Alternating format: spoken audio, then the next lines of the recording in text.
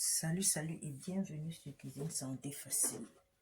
La dernière fois, je vous ai promis de vous montrer comment blanchir les choux avant de les utiliser dans les assiettes des salades. Aujourd'hui, je vais vous montrer donc comment je le fais. Nous allons faire une petite assiette de salade pour le petit déjeuner. Nous aurons besoin donc des choux, des carottes, de la tomate, des oignons, du persil, des œufs. Je vais utiliser la mayonnaise pour cela, un peu de vinaigre et du sel. Ok, nous allons apprêter. D'abord couper nos choux.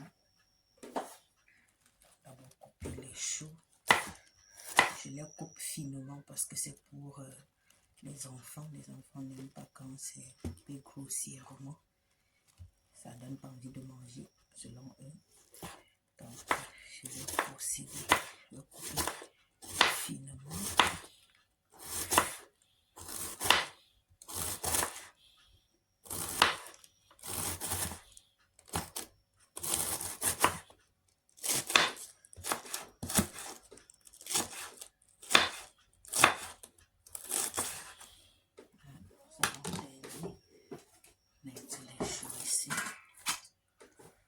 Nous allons blanchir nos choux tout à l'heure. Qu'est-ce que ça veut dire blanchir? Pour blanchir un aliment, on fait chauffer de l'eau. On y met l'aliment à blanchir, on laisse quelques minutes, on retient, on met dans de l'eau froide. Donc je vais faire blanchir ces choux. Aujourd'hui, je vais vous montrer comment je procède. Bon, je vais d'abord nettoyer les carottes. Les carottes, je vais faire bouillir un tout petit peu pour faciliter la digestion, parce que les fibres des aliments crus ne sont pas faciles à digérer.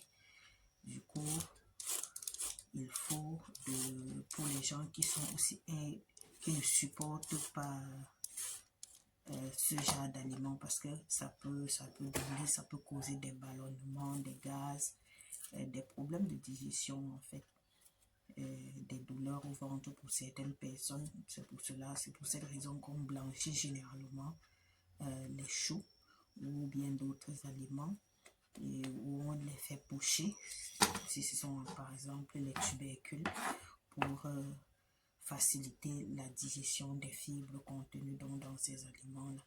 Les carottes aussi, je vais les faire pas pocher, mais je vais les faire venir quelques minutes au feu, laisser refroidir avant de l'utiliser. Les œufs, je vais les faire bouillir et le reste, on va utiliser tel quel. La dernière fois, je vous ai montré comment on fait pour quand on veut utiliser les légumes crus. On les trempe dans de l'eau vinaigrée, donc nous allons laisser ceci dans de l'eau vinaigrée parce qu'on va l'utiliser directement. Donc, nous allons râper nos carottes. Avant de râper nos carottes, nous allons vinaigrer. Je vais mettre 2 bouchons de vinaigre dans cette eau. C'est pour désinfecter la tomate que nous aurons utilisée tout à l'heure, les persils, puisque nous n'allons pas les passer au feu. On sale aussi légèrement l'eau pour désinfecter. Ça va rester dans de l'eau. Nous allons l'utiliser tout à l'heure. Ok.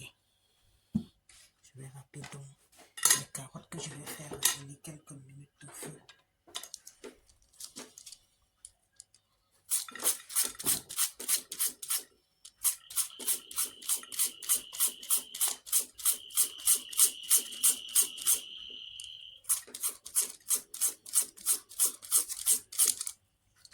C'est très important de savoir qu'il est nécessaire de faire prendre suffisamment de légumes aux enfants, surtout si possible le matin. Vraiment le matin, surtout quand leur petit déjeuner, vous confectionnez leur petit déjeuner pour prendre avec du pain ou bien accompagner des spaghettis, parce que je sais que beaucoup de personnes n'utilisent pas des tubercules le matin pour les enfants. La majorité personnes préfèrent le pain, même si ce serait bien si on pouvait faire, si on pouvait aussi apprêter des tubercules pour les enfants, c'est-à-dire faire bouillir quelques patates et l'enfant peut prendre avec peut-être des choux sautés, des légumes, mais ce n'est pas évident pour les parents. On a tendance à prendre du pain. Et vous savez, le pain donne des pics de glycémie. Donc, ça fait monter la glycémie, le sucre, ça fait passer le sucre dans le sang. Et quand il y a trop de sucre dans le sang, le sucre, la circulation, ça fatigue puisque le foie va travailler pour pour empêcher à ce sucre de passer directement dans le sang. C'est ça qui fatigue donc l'enfant en journée. Avant 10 heures, vous aurez des enfants turbulents, des enfants irritants, des enfants fatigués, ils ont sommeil. Déjà à 10 heures, les enfants sont fatigués parce qu'ils prennent trop de gras, non seulement trop de sucre rapide, trop de gras. Et c'est donc pour ralentir le passage de ce sucre contenu dans le pain, le spaghetti, les pâtes en général et les farines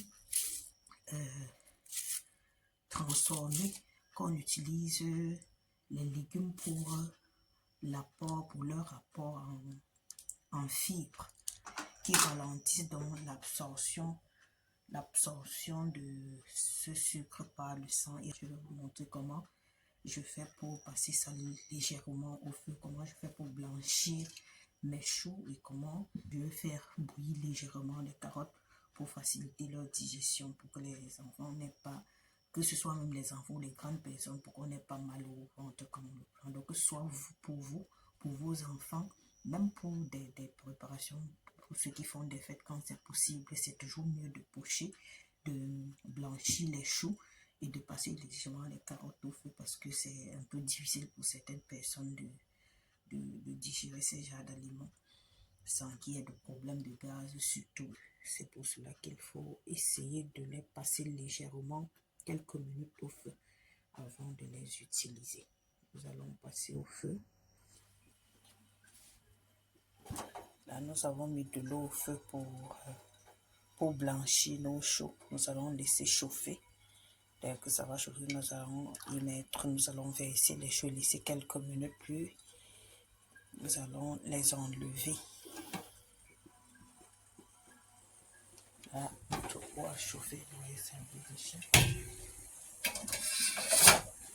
Nous allons saler légèrement. Nous allons laisser nos choux 2 à 3 minutes maximum.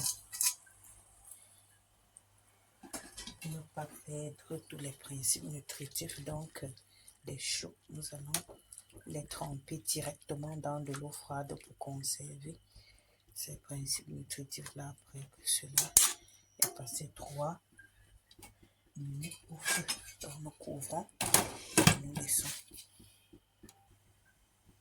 Ok, c'est bon, nous allons enlever et passer.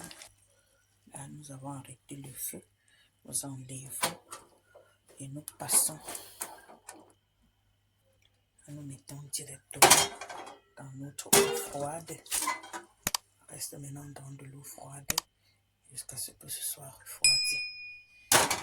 Donc, je vais continuer. Je vais maintenant vous montrer comment je procède avec les carottes.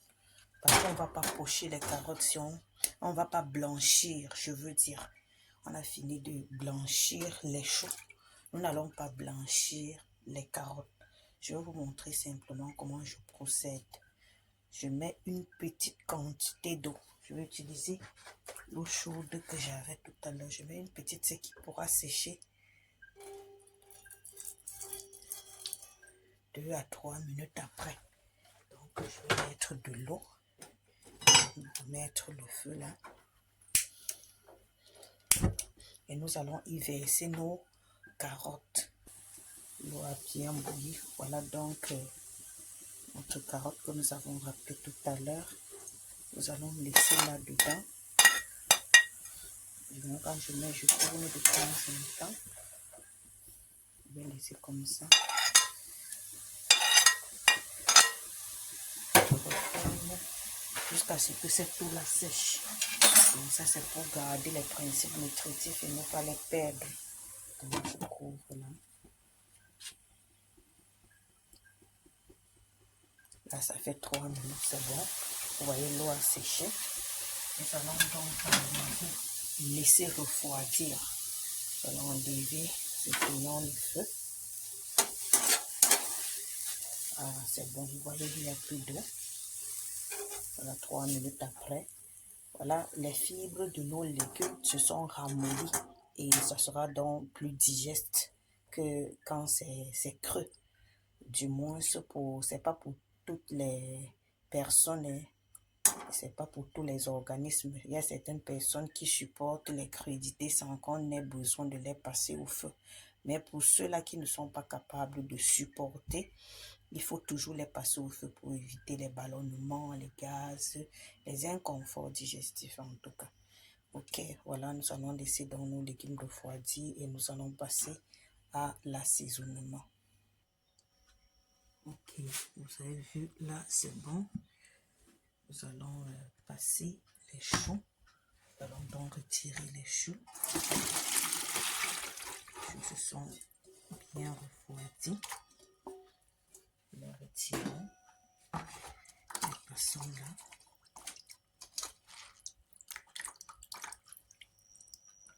Pour laisser bien couler. Okay.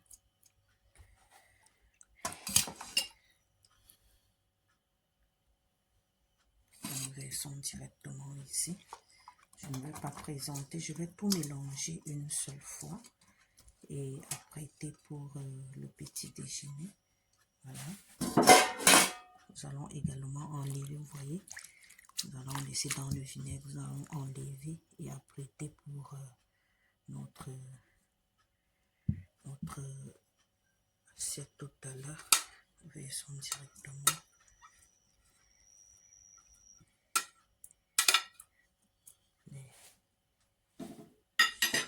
Les carottes, nous apprêtons. Donc ici, nous y ajoutons. Là, donc, je termine d'apprêter. Ça, c'est une autre façon. Une autre façon de faire. De cette façon, si vous pouvez facilement, pour ceux qui ont des difficultés à manger du persil, savoir manger du persil, quand vous laissez dans de l'eau vinaigrée et vous y ajoutez à vos crudités, c'est plus facile d'en manger. Parce qu'il y a certaines personnes qui ne supportent pas le goût des persils. Alors que c'est très riche en vitamine C. Ça fait partie des légumes les plus riches en vitamine C, en fer également et en fibres. Donc, c'est pour ça que j'aime bien mettre dans la nourriture des enfants et surtout frais comme cela. Ok, nous allons verser tout ça dans notre mélange. Dans les oignons, la tomate, le poivron. J'ai ajouté un peu de sel.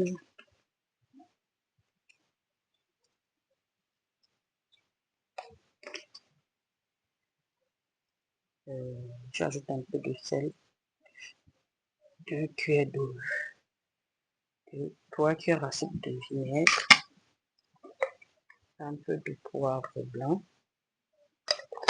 de la mayonnaise. J'ai ajouté cette mayonnaise, j'ai fabriqué une mayonnaise que j'ai ajoutée à la mayonnaise de commerce pour ne pas, comme c'est pour les enfants, je ne veux pas qu'ils aient des difficultés à manger, il faut se faire plaisir. Encore, cette mayonnaise n'est pas ultra transformée, certes ce sont des produits transformés, mais là, ce n'est pas bien trop transformé. Les œufs, je vais les apprêter pour chaque assiette, pour chaque enfant. Donc, vous voyez, c'est fini. Nos choux là, vous savez déjà tout ceci. Vous pouvez les faire à la veille.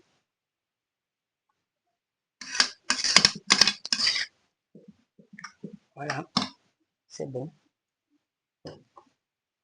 Je vais mettre de côté. Passer à assaisonner. Encore un peu de sel.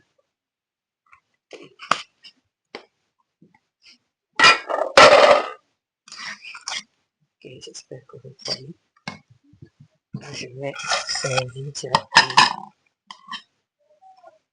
Je vais ajouter les œufs tout à l'heure.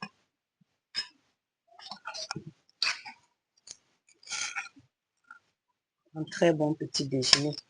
Vous allez voir, à partir de 10 heures, les enfants dérangent tellement. Et surtout ces enfants qui prennent ces produits trop riches en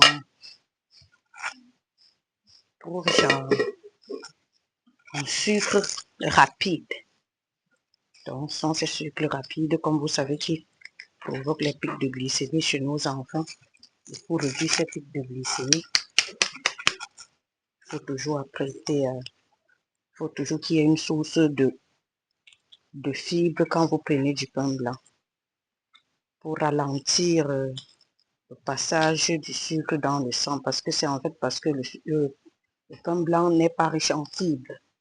Donc, pour ralentir donc le passage du sucre dans le sang, il faut les fibres. C'est pour ça que nous faisons généralement les laitiers le matin pour prendre avec du pain blanc. Là, voilà nos œufs. Voilà nos œufs pour chaque plat. J'ai préféré le faire ainsi. Là, pour que ce soit un peu équitable. Vous savez, avec les enfants, c'est pas facile. Il faut toujours, j'ai posé pour chaque enfant à côté pour qu'il y ait une source de protéines. Voilà, nous avons les fibres, les protéines et les glucides qui vont être apportés par notre pain baguette. Un bon petit déjeuner pour l'école. Voilà. Bon appétit. Si vous avez apprécié, likez, laissez-moi les commentaires. Dites-moi quels sont les petits déjeuners que vous faites à vos enfants à la maison. Et surtout, pour plus de contenu, n'oubliez pas de cliquer sur la cloche de notification, vous abonner surtout pour continuer à avoir des contenus de ce genre et bénéficier de tout ce que nous pouvons avoir. Merci de m'avoir suivi. À très vite pour une nouvelle vidéo sur Cuisine Santé Facile. Bye.